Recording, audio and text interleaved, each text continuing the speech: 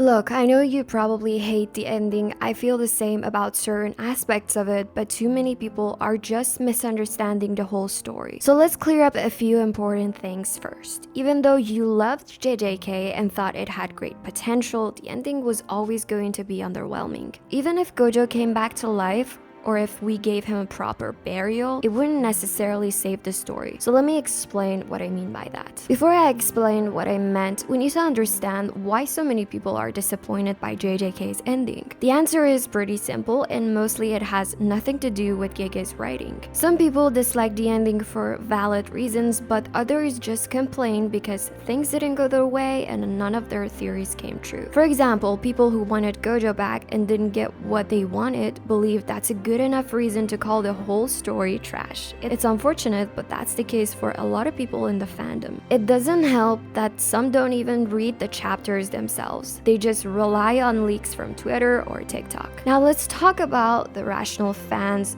with various reasons for disliking the ending. Why were they disappointed? Perhaps because it was rushed, not enough backstory, the merger didn't happen, wasted characters, you name it. By no means this ending was in any way perfect, but I'm somehow fine with it. Because to me, JJK has always been a straightforward battle shonen with intriguing characters. The plot was never its strongest point, and that wasn't Gege's main focus either. It seems like people are only now recognizing the flaws in Gege's writing style, which have been there by design. He aimed for more entertaining fights and less emotional depth. He wanted to create an engaging story that wasn't afraid to kill off characters for shock value. However, he also wanted to explore deeper themes. Unfortunately, so much of that got lost because he left it up to the audience to connect the dots. The real question is, what was Gege trying to convey through his story? What's the deeper meaning behind it all? Many readers struggle to find an answer because he isn't the kind of writer who lays out everything for you. Instead, as a reader, you have to step back, look at the bigger picture, and interpret it in your own way. Before diving into the often misunderstood points of JJK, I want to emphasize that the series was never flawless. I still love it, but I won't pretend it has the greatest plot of all time. From the start, Gege never prioritized emotional depth or extensive world building. His real strength lies in his characters. He crafted a story filled with characters who could easily have their own anime, even though that wasn't his initial plan. For example, Gojo was meant to serve as a plot device, but he became so popular that he didn't know how to handle him. Ironically, even as Gojo's creator, he sometimes misinterpreted his character. Despite all of this, Gege excels in several eras. His character writing is decent, with incredible fight scenes and a suspenseful storyline that touches on the themes of loneliness, depression, and various philosophies. He managed to tackle these deeper topics without stretching things out too long. Viewers didn't have to watch flashbacks or lengthy dialogues in the middle of the fights, making it especially appealing to a younger audience for that reason.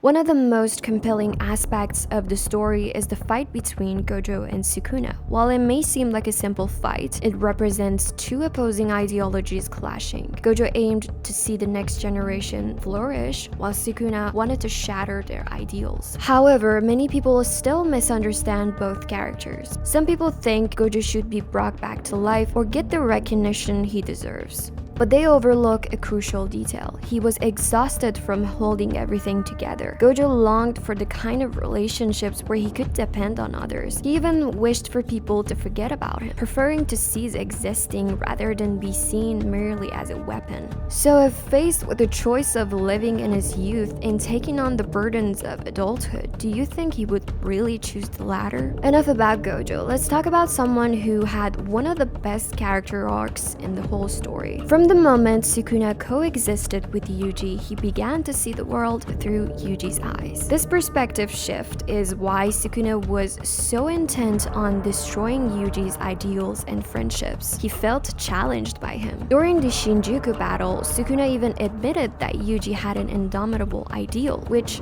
frustrated him. The idea that he might be the one changing was repulsive to him. After all, Sukuna had lived for 1,000 years, not out of pure malice, but because that was the only logical way for him to exist and survive. When Yuji recognized this, he felt pity for Sukuna, contemplating how he might have turned out the same way had he been in Sukuna's shoes. In Sukuna's mind, it became logically evident that even living like Yuji, embracing hope and selflessness, could still lead to survival, even against the strongest of all time. The story often gets misunderstood in how it emphasizes the significance of choices, like choosing north or south. It's the direction you choose that ultimately defines your outcome. In death, both Sukuna and Gojo found peace, two of the strongest and loneliest men in history. Yuji stands as their legacy, carrying on Gojo's dream while never forgetting the mark Sukuna left on his soul and body. He will never forget that as human beings, we all have the capacity for being evil.